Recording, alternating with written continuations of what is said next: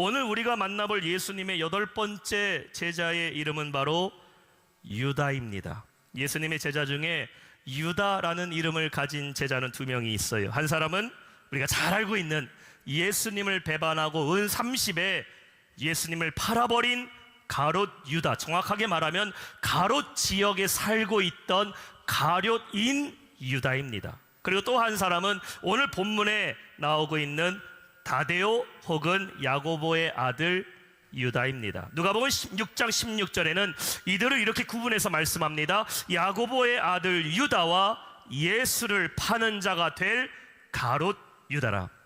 오늘 본문 22절에도 우리가 방금 읽었어요. 가롯인 아닌 유다가 이르되.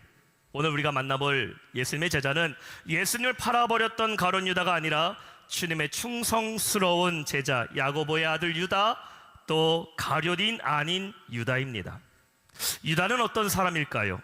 사실 그에 대한 성경의 기록은 거의 없습니다. 가롯 유다 이야기는 많아요. 그런데 유다의 이 야고보의 아들 유다의 이야기는 유일하게 등장하는 사건이 오늘 우리가 살펴본 요한복음 14장 22절에 그의 이름, 그의 사건이 유일한 것입니다. 그래서 성경학자들은 유다를 가르쳐 이렇게 말할 때가 있어요. 유일하게 등장하는 제자, 다시 말해 그 이름 한 글자만 등장하는 제자, 혹은 이름도 없이 빛도 없이 섬겼던 제자라고도 말을 합니다.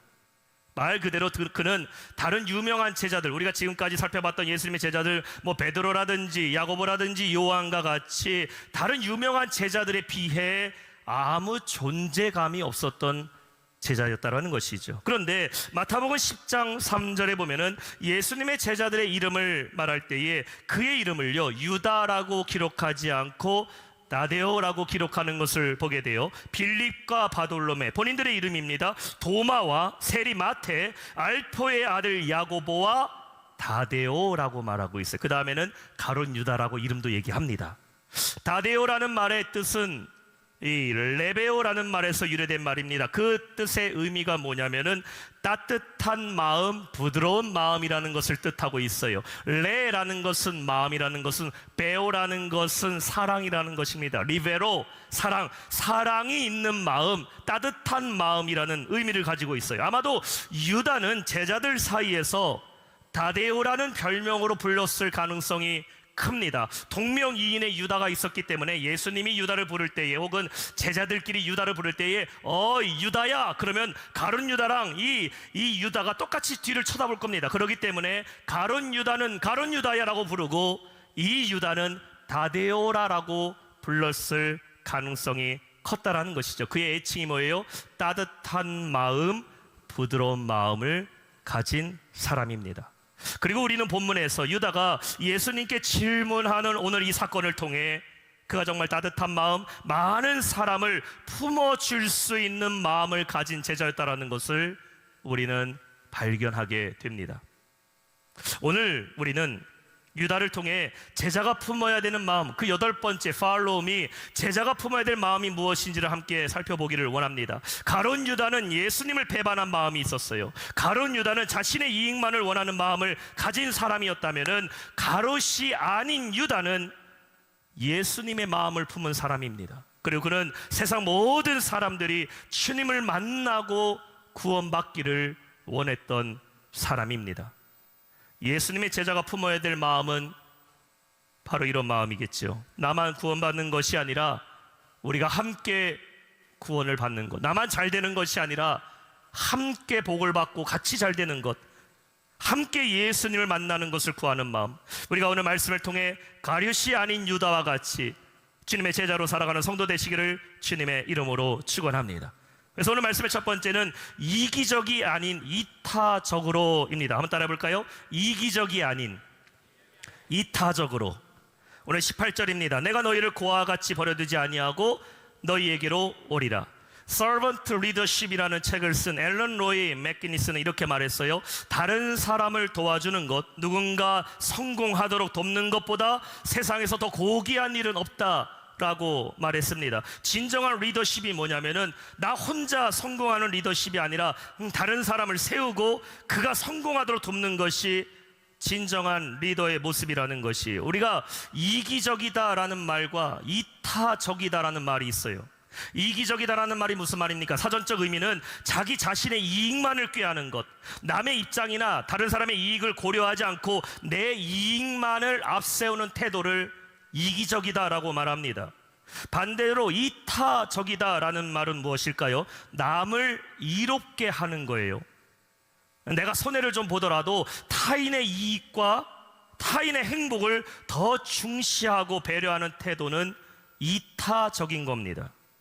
오늘날 우리의 사회를 볼 때 여러분, 이기적 사회입니까? 이타적인 사회입니까? 자기 자신을 강조하는 시대를 살아가요. TV 키면은 나만 아니면 됩니다. 나만 아니면 돼. 나 혼자 산다. 이런 말을 합니다. 내로남불이라는 말도 있어요. 내가 하면 오케이지만 네가 하면 잘못된 거예요. 자신이 이루고자 하는 목표를 위해 다른 사람을 현혹시키고 희생시키는 건 오케이입니다. 그런데 내가 남을 위해 노력하고 내가 희생하는 것은 용납하지 못해요. 이기적인 것이죠. 아무런 대가와 보수를 바라지 않고 온전한 헌신과 수고하는 사람은요, 어리석다고 말합니다. 열심히 일해서 돈을 얼마를 벌었는데 그걸 불우한 이웃에게 기부하고 어떤 대학에 기부해서 우리나라의 앞날을 장려했다. 사람들이 박수는 치지만 속으로 말합니다. 어리석네, 어리석네. 그거 갖다 얼마나 행복할 수 있는데. 남을 위해 이타적인 삶을 사는 사람을요, 어리석게 봐요. 여러분, 우리 그리스도인들은 어떻게 살아야 될까요? 우리는 이기적인 사람들입니까? 아니면 이타적인 사람들입니까? 무엇이 변화된 성도의 삶입니까? 이기적인 마음에서부터 이타적인 마음으로 변화되는 것, 이것이 바로 주님을 만난 성도의 변화된 삶인 줄로 믿습니다. 리차드 도킨스라는 무신론자, 하나님이 없다 말하는 사람은요, 이런 책을 썼어요. 이기적 유전자라는 책을 썼어요. The Selfish Gene. 인간은 태어날 때부터 자신의 생존만을 목적으로 하는 이기적인 유전자를 갖고 태어났다라는 것입니다. 이 리차드 도킨스는요, 하나님이 없다고 말하는 사람이에요. 무신론자입니다. 그런데 그 사람의 말이 틀린 게 아니더라고요. 우리는 태어날 때부터 이기적인 유전자를 갖고 태어날 수 있습니다. 왜 그럴까요? 모든 인간은 아담과 하와로부터 죄성을 갖고 태어나기 때문입니다. 죄는 자신만 생각해요. 죄는 자기 이익만을 구합니다. 죄는 내 쾌락만을 찾아요. 이것이 인간의 죄성이고 이기적인 유전자지요. 근데 예수님은 십자가에서 완전한 이타적인 사랑을 이루셨음을 믿으시기 바랍니다. 그렇죠. 이것이 어떤 사랑이라고 말합니까? 우리는 아가페 사랑이라고 말해요. 헌신적인 사랑, 모든 것을 내어줄 수 있는 조건 없는 사랑이 예수님의 십자가의 아가페 사랑이죠. 예수님의 십자가는 주님을 위한 십자가가 아닙니다. 온 인류의 구원을 위한 십자가였어요. 그렇다면 그 예수 그리스도를 내가 주로 영접하고 주님을 믿는 성도에게는 어떤 변화가 일어나야 됩니까? 이기적인 유전자를 갖고 태어났다 할지라도 우리는 예수님을 믿음으로 말미암아 이타적 유전자로 변화되어야 된다는 것이에요. 나를 위한 삶이 아니라 다른 사람을 위한 삶으로 변화가 일어나야 한다는 겁니다.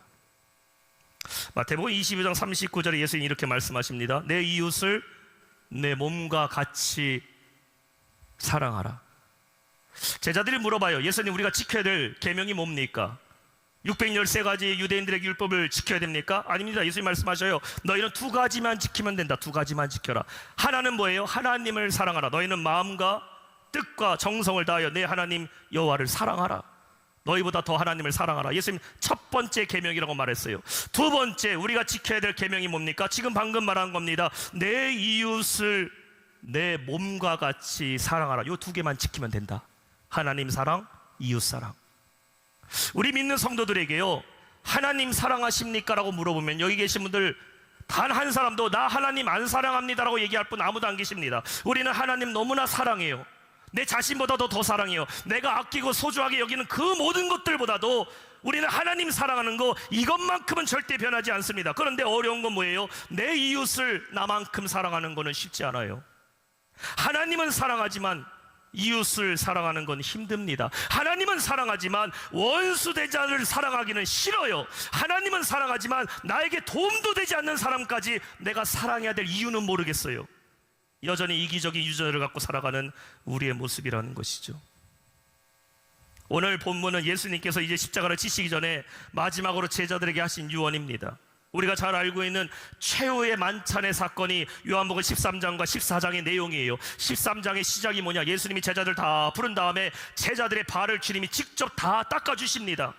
그리고 떡과 잔을 들어서요, 예수님께서 제자들의 잔에다가 포도주 채워주시고 제자들의 그릇에 떡을 떼어주셨어요. 예수님이 다 섬기셨어요. 그리고 말합니다. 이 잔은 너희를 위해 풀리는 내 보혈이고 이 떡은 너를 위해 찢기는 내 살이라고.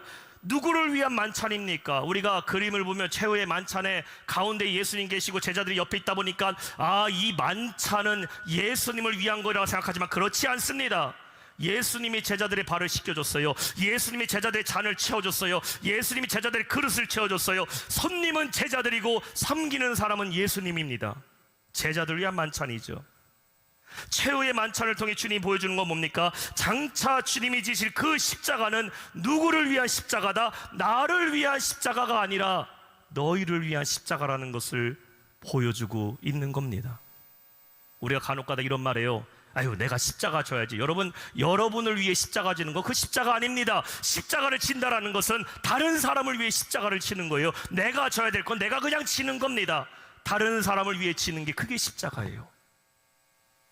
그리고 오늘 18절에 말씀하고 있죠. 내가 너희를 그와 같이 버려두지 아니하고 너희에게로 오리라. 예수님의 사랑은 어떤 사랑입니까? 이기적 사랑입니까? 이타적인 사랑입니까? 주님의 사랑은 이타적 사랑이죠. 우리를 위한 사랑이에요. 그렇다면 그 사랑을 받은 성도는 어떻게 살아가야 될까? 우리는 이기적인 성도가 아니라 베풀고 섬기고 나누는 이타적인 사랑을 하는 성도가 되시기를 주님의 이름으로 축원합니다. 믿으시는 분들은 아멘 합시다. 이것이 주님과 함께 자기를 부인하고 예수님 십자가를 지고 따르는 제자의 모습이라는 거죠. 오늘 여러분의 삶을 한번 돌아보세요. 나는 이기적인 사람인가? 이타적인 사람인가? 이기적인 사람은 다른 사람에게 이타적인 헌신을 요구해요. 나를 위해 네가 헌신해야지. 나를 위해 네가 섬겨야지. 나를 위해 네가 좀 참아야지. 이기적인 사람이에요. 다른 사람의 이타적 사랑을 요구해요. 여러분, 우리는 그렇지 말고 주의 마음을 본받아 남을 위해 기도하고 다른 사람을 살리는 그리스도의 이타적 사랑을 실천하는 제자가 되시기를 주님의 이름으로 축원합니다. 23절 말씀. 예수께서 대답하여 이르시되 사람이 나를 사랑하면 내 말을 지키리니 내 아버지께서 그를 사랑하실 것이요 우리가 그에게 가서 거처를 그와 함께 하리라. 불과 몇 년 전에 우리가 코로나를 경험했어요. 전 세계가 전염병의 위험성에 대해서 경험하게 됐죠. 여러분 기억하세요? 코로나 처음 시작했을 때예요. 누가 코로나 걸리게 되면은 나라에서 추적조사라는 거 있어요. 추적조사. 그래서 이 사람 어디 갔는지, 누구 만났는지, 누구 때문에 코로나 걸렸는지, 이거 상당히 피곤했습니다. 그래서 많은 교회들, 많은 이 사업장 운영하시는 분들 피해 많이 봤죠. 교회가 특히 어려움을 겪었어요. 이 사람이 주일날 어느 교회 갔더라. 그래서 교회도 못 가게 했잖아요. 교회 가서 코로나 걸렸더라 그러면은 거기 어디 교회냐? 이 사람 누구랑 예배드렸냐? 몇 번째 자리에 앉았냐?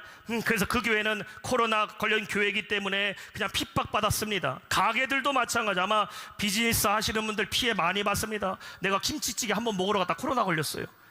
나라에서 추적조사합니다. 당신 금요일날 어디 가서 먹었어? 내가 어디 김치찌개 먹었는데 그때부터 거기서 걸렸다고 그 식당 폐쇄시키고요. 한 주, 한 달 가게 문 닫아야 됐습니다. 코로나 걸린 가게. 심각한 피해 봤어요. 가족들끼리도요, 거의 원수지가 만들었습니다. 아빠가 어디 직장 갔다가 코로나 걸린 게 내가 걸리고 싶어 걸린 사람 누가 있어요? 어쩌다 걸렸는데 그냥 그게 애도 걸리고 엄마도 걸리니까 애가 학교에서 코로나 걸리니까 학교 선생님이 너 누구한테 걸렸어? 아빠한테 걸렸어. 너 아빠가 잘못됐다. 그래서 가족끼리 막 격리시켰어요. 아빠가 코로나 걸리면 한쪽 방에다가 가둬놓고서 거실도 못 나오겠어요. 가족들은 밖에서 치킨 시켜 먹고 방 안에 있는 남편한테 때 되면 밥 줄 테니까 나오지 마. 절대 나오지 마. 거실도 나오지 마. 화장실 나오지 마. 화장실 2개 있으면 그나마 좋은데 하나 있으면 나오지도 못해요. 장살 없는 교도소예요.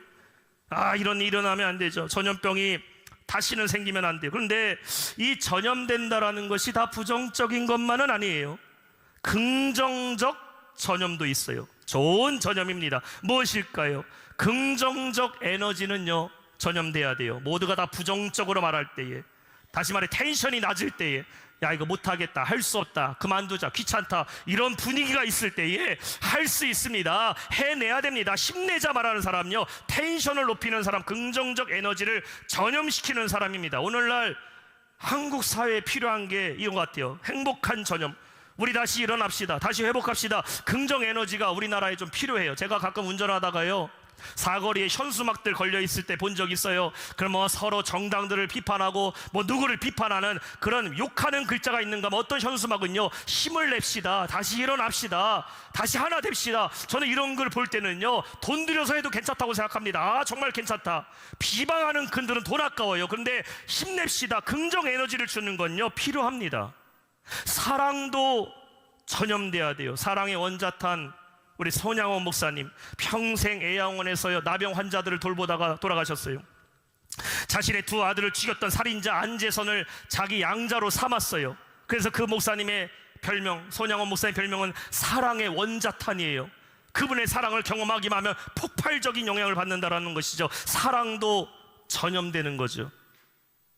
예수를 전염시키는 사람들이라는 책을 쓴 밀 하이벨스 목사는 이렇게 말합니다. 병을 옮길 만큼 충분히 사람들에게 가까이 다가서지 않고서는 전염시키는 신자가 될 수 없다고 말합니다. 우리는 누구를 전염시키는 사람들이 돼야 된다? 예수를 전염시키는 사람이 돼야 된다고 말하고요. 전염병은 사람을 죽이지만 예수 그리스도의 복음은 사람을 살리는 능력이 있음을 믿으시기 바랍니다. 오늘 유다의 질문에 예수님께서 23절에 대답하시는 겁니다. 예수께서 대답하여 이르시되 사람이 나를 사랑하면 내 말을 지키리니 내 아버지께서 그를 사랑하실 것이요 우리가 그에게 가서 거처를 그와 함께 하리라. 예수님이 누구와 함께 하십니까? 제자들, 너희들만 함께 하는 것이야. 유다야, 너 말 잘했다. 너 정말 말 잘했다.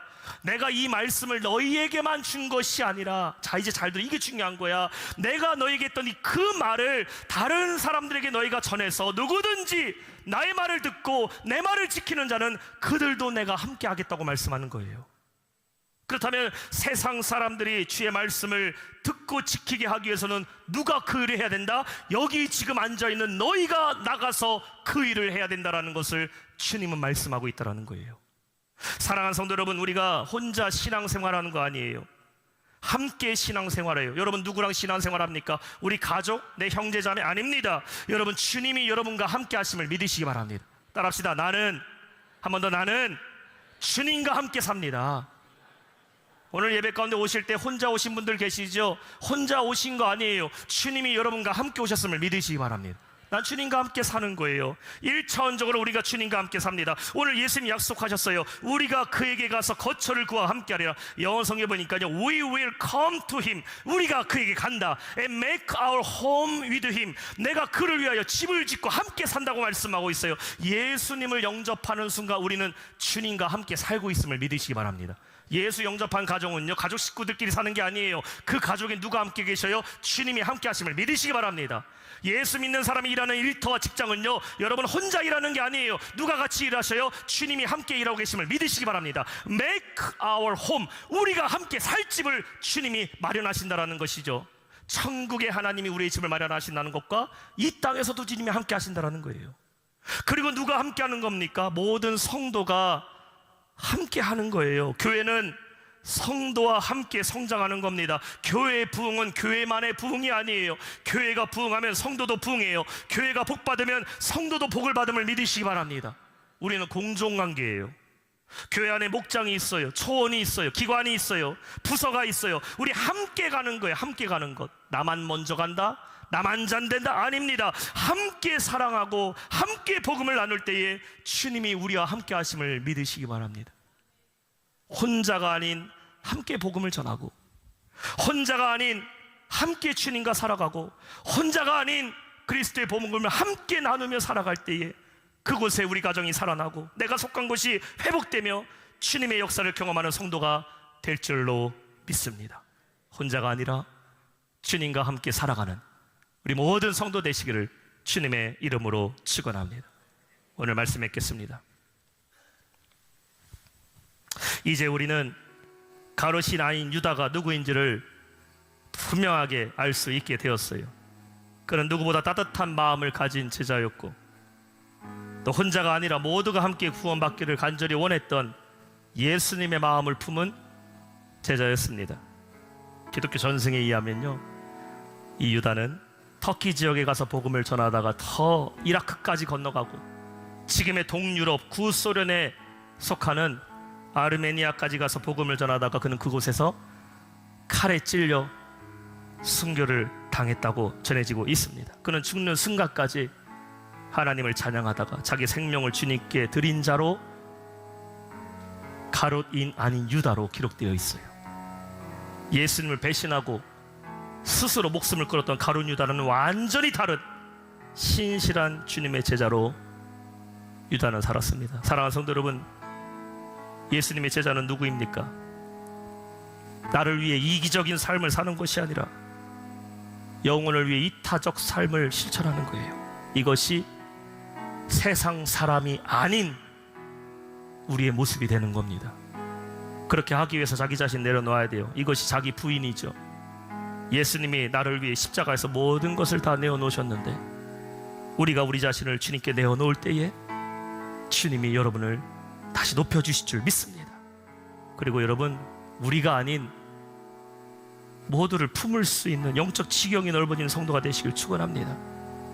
유다는 우리만 예수님 보는 것이 아니라 세상도 주님을 좀 봐야 되지 않는 거냐고 주님께 물어봤어요. 여러분의 영적 지경이 넓어지게 해달라고 기도하세요. 하나님, 우리 교회가 세상을 품을 수 있는 교회가 되게 해주시고 우리 성도들의 삶과 가정과 일터와 우리 자녀가 세상을 품을 수 있게 하여 주옵소서. 예수 그리스도로 말미암아 복음의 지경이 넓어지는 성도가 되시기를 축원합니다. 마지막으로 나 혼자가 아니라 함께 하는 거예요. 오늘도 여러분, 주님이 여러분과 함께 하십니다. 예수님은 너희를 고아와 같이 버려두지 않으신다고 말씀하셨어요. 우리는 주님과 함께 살아가는 겁니다. 교회는 그리스도 안에서 성도들이 함께 살아가는 거예요. 이 거룩한 공동체 안에서 주님과 함께 살아가고 주님의 축복을 누리며 살아가는 우리 모두 영락의 성도 되시길 주님의 이름으로 축원합니다.